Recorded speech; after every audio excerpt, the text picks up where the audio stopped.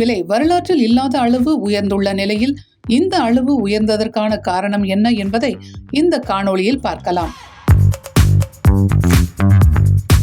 கடந்த நவம்பர் மாதம் 21ஆம் தேதி முட்டை ஒன்றின் பண்ணை கொள்முதல் விலை ₹6.10 என்ற புதிய உச்சத்தை தொட்டது. 22 நாட்களுக்கு பிறகு டிசம்பர் 12ஆம் தேதி முட்டையின் விலை 5 காசுகள் உயர்ந்து ₹6.15 என்று புதிய உச்ச விலையாக நிர்ணயம் செய்யப்பட்டது. இந்நிலையில் நாமக்கல்லில் நடைபெற்ற தேசிய முட்டை ஒருங்கிணைப்பு குழு கூட்டத்தில் முட்டை ஒன்றின் பண்ணை கொள்முதல் விலை மேலும் 5 காசுகள் உயர்ந்து ₹6.20 என்ற புதிய உச்சபட்ச விலையாக நிர்ணயம் செய்யப்பட்டுள்ளது.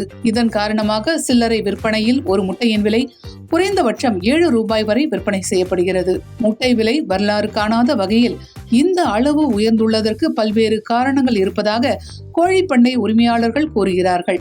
அதில் முதல் காரணமாக முட்டை கோழிகளுக்கான தீவன மூலப்பொருட்களான மக்காச்சோளம், சோயா, சூரியகாந்தி புண்ணாக்கு மற்றும் தவிடு போன்றவற்றின் விலை உயர்வு காரணமாக கூறப்படுகிறது. மேலும் கோழிகளுக்கு தேவையான மருந்துகள் விலை உயர்வும் முக்கிய காரணமாக பார்க்கப்படுகிறது.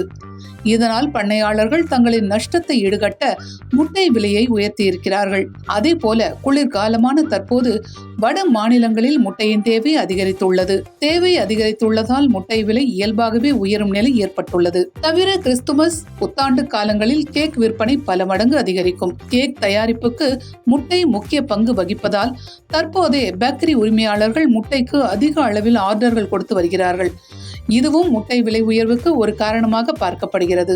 ஜனவரி வரை இதே நிலை தொடரும் என்பதால் முட்டை விலை தற்போதைய விலையை விட அதிகரிக்கவே வாய்ப்புள்ளதாக கோழிப்பண்ணை உரிமையாளர்கள் கூறுகிறார்கள். இதனால் ஜனவரி மாதத்திற்கு பிறகே முட்டை விலை குறையத் தொடங்கும் என்று எதிர்பார்க்கப்படுகிறது.